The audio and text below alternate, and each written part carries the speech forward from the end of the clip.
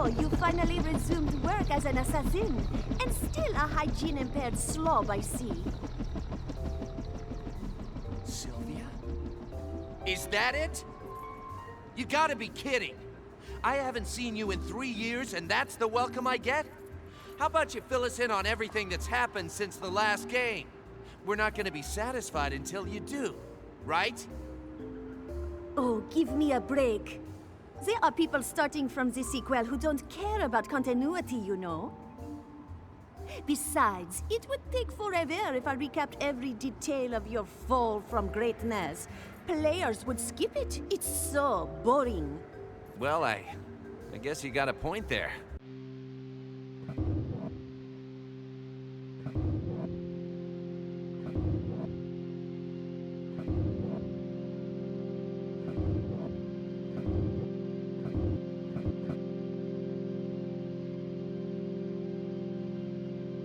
So, in just about every way possible, No More Heroes 2 improves on the formula set by its predecessor.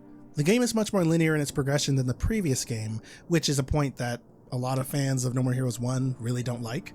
The open world travel between missions is gone, which for me is a good thing compared to how things were in the first game. But I'll admit that I liked actually driving around Santa Destroy in the first game, but there just wasn't much to look at or do besides the stuff I mentioned in the first review for the first game. Sorry, the review for the first game. I didn't record 2 reviews. What am I doing? That said, this change did rectify the issue that I had in the first game with the money grind and the back and forth nature of side quests. You know, how you acquire them, then you have to drive to the location, complete them, then you would have to drive back to the place you acquired them to begin with, and if you failed, you didn't get a retry, you just had to go back and reacquire it, and it was a whole mess. I'm glad that's gone. Overall, though, in my opinion, there are massive, and I mean massive, improvements all around. And no, I'm not just referring to Dr. Naomi's chest. Sorry for the low-hanging fruit there. It was there. Everything from the narrative to the combat to overall style and visuals to the flow of the game just felt excellent. But before I go any further, let's go over the general premise of No More Heroes 2. In No More Heroes 2, Travis Touchdown is back, and this time he's looking for revenge. Specifically, revenge for the murder of his best friend, Bishop, the owner of the video shop from the first game. Back in the ranking game, he's working his way to the top to kill Batch Jr., the one who orchestrated Bishop's death.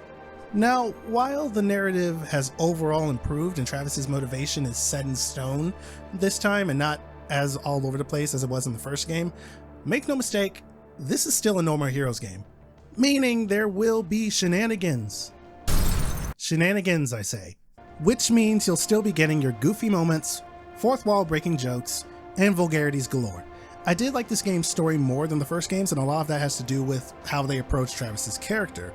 He's not a completely different person from the first game, but he's much more consistent here, and he even has a little character arc for himself, if we can call it that at least. I didn't say the arc was super effective, but there was certainly an attempt. No More Heroes 2 is still a game that you really shouldn't take super seriously, though it does give you more motivation to kick someone's teeth in than the first game.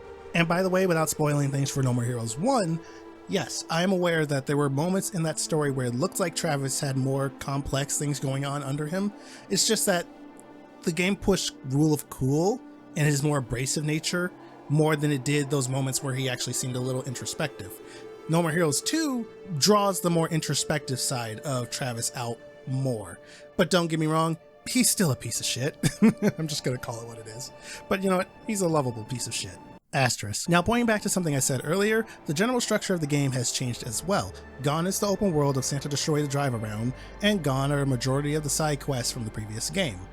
In this game, once you get the opportunity to participate in a ranking battle, which is every time you finish a previous ranking battle, really, you could just continue on to the next. No fees, no bullshit. But don't think that everything in the game is just free now. It's not. There are other reasons to make money. There are a total of 8 side jobs in No More Heroes 2 that you could tackle at your leisure, as well as a small minigame, or a few minigames technically, with Jean, or Jean. I don't remember, if I'm being completely honest, but Travis's cat that got fat, that one. And by fat, I mean max chunk. Helping Jean, I'm just gonna say Jean going forward, lose weight gets you a nice little goodie once she hits her target weight. So I suggest you do that because it's certainly worth doing, but also it's funny. It's really funny, especially when you like mash the buttons really fast and the animation speeds up to kind of match your speed of how fast you're pressing or wiggling the stick. It's it's pretty funny.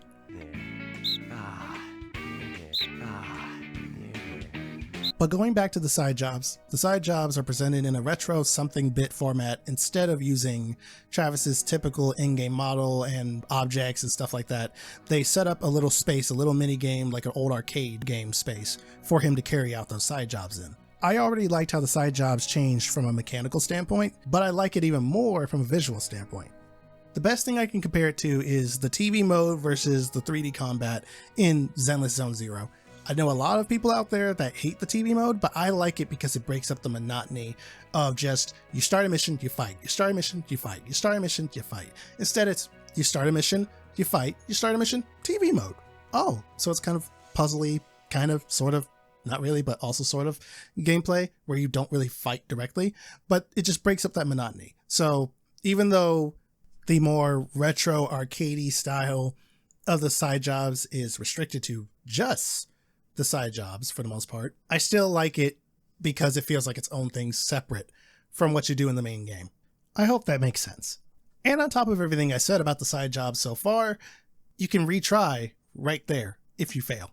No more driving back and forth after a success or a failure. Now the money earned from side jobs can be spent on new drip for Travis or on new weapons from Dr. Naomi, who I visited frequently for the weapons. I went there for the weapon. Speaking of weapons, you can wield multiple at the same time. Well, it's less wielding them in a literal sense and more like, say you're a Jedi and you have multiple lightsabers on you in case one breaks. That kind of same time. And changing to a different weapon can change Travis's moveset depending on the weapon he is using. So it's good for changing things up for different purposes. For my playthrough, I stuck with the default beam katana for most of the game until it ran out of juice, and then I would swap to different beam katanas during combat, but otherwise I didn't really change all that often until about the end of the game when I was rocking a completely different beam katana altogether that I won't spoil, but it is a sick weapon. Before I move on, while I'm talking about the areas you can go besides the main story, I should note that Ryan's Gym, where you would go to train your stamina and muscle or health and strength stats, does not have a retry button if you fail those mini games. It'll shoot you right back to the room you spoke with him in, and you'll have to talk to him again to try again. That is something I found very annoying since you can't really skip his animations during his dialogue, so you just have to wait it out. The same can be said for Dr. Naomi, but since she's just a weapons vendor, it's not nearly as annoying. And you're probably thinking there's another reason buried in there somewhere, and you're right. This right here is my favorite thing. As for combat, it is much tighter, much cleaner, and a lot more fun than the first game. That said, the camera is still janky as heck, and that's a bummer. So sometimes you'll be doing more fighting with the camera than you will with the enemies. Speaking of the enemies, there are actual enemy types now. Like, yes, there were kind of different enemy types in No More Heroes 1, but it wasn't as obvious and drastic as it is in this game. At a glance, you know what kind of enemies you're up against and how you should deal with them. Also, while their voice lines and barks are limited, they're still more varied and balanced, thank God, than they were in No More Heroes 1, so no more ear-piercing screams when you kill 20 enemies at the same time. Other than that, the combat is about the same as it was in No More Heroes 1, at least mechanically speaking, so there isn't much more for me to say on that beat. What has changed are the approach to boss fights. This must be karma. Travis touchdown. Spare me the mystic crap. I came here to fight. Ha! Ha!